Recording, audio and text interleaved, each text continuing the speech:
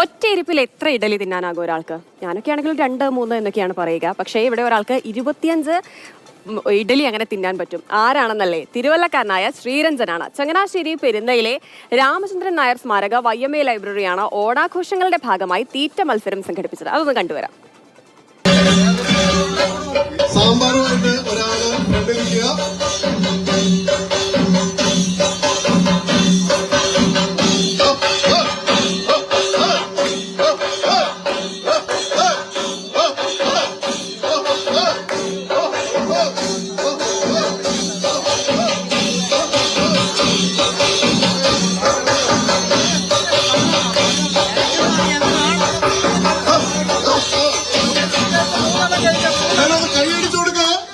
എല്ലാവരും ഒന്ന് കൈയടിച്ചൊന്ന് പ്രോത്സാഹിപ്പിക്കുക.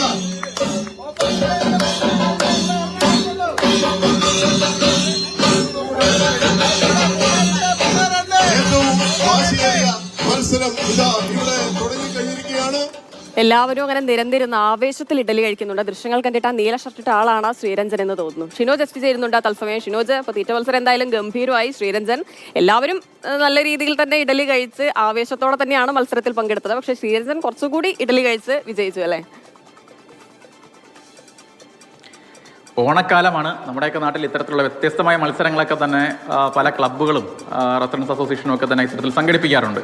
അങ്ങനെ ഒരു മത്സരമാണ് ഇന്ന് ചങ്ങനാശ്ശേരി പെരുന്നയിൽ സംഘടിപ്പിച്ചത്. അടുത്തൊരു വായനശാലയുടെ നേതൃത്വത്തിലാണ് ഇത്തരത്തിൽ ഒരു ഇഡ്ഡലി തീറ്റ മത്സരം സംഘടിപ്പിച്ചത്. എന്തായാലും ധാരാളം ആളുകൾ മത്സരിക്കാൻ വേണ്ടി എത്തി. ഇഡ്ഡലി എത്ര വേണം ഇഡ്ഡലി കൊടുക്കും. 15 മിനിറ്റ് ആയിരുന്നു സമയം എന്ന് പറയുന്നത്. എന്തായാലും ഈ മത്സരത്തിൽ 1-ാം സ്ഥാനത്ത് എത്തിയിരിക്കുന്നത് തിരുവല്ലക്കാരനായിട്ടുള്ള ശ്രീരഞ്ജൻ എന്ന് പറയുന്ന വ്യക്തിയാണ്. അദ്ദേഹം ഈ ആരോഗ്യവകുപ്പിലെ ഒരു ഉദ്യോഗസ്ഥനാണ് എന്നാണ് നമുക്ക് മനസ്സിലാക്കാൻ കഴിയുന്നത്. അപ്പോൾ ബാക്കി എല്ലാവരും വളരെ വേഗത്തിൽ അവരുടേതായ രീതിയിൽ ആഹാരം കഴിച്ച സമയത്ത് ഈ ശ്രീരഞ്ജൻ കഴിച്ചത് വളരെ ശാസ്ത്രീയപരമായി, പ്രത്യേകിച്ച് ഈ ഇഡ്ഡലിയൊക്കെ തന്നെ ചെറിയ കഷ്ണങ്ങളാക്കി അത് വളരെ വേഗത്തിൽ കഴിക്കാനാണ് ശ്രീരഞ്ജൻ ശ്രമിച്ചത്. അങ്ങനെയാണ് 25 ഇഡ്ഡലി കഴിച്ച് ശ്രീരഞ്ജൻ 1-ാം സ്ഥാനം നേടിയത്. എന്തായാലും 15 മിനിറ്റ് സമയമാണ് ആകെ ഉണ്ടായിരുന്നത്. അതിൽ 25 ഇഡലി കഴിക്കുക എന്ന് പറയുന്നത് ചെറിയ കാര്യമല്ല.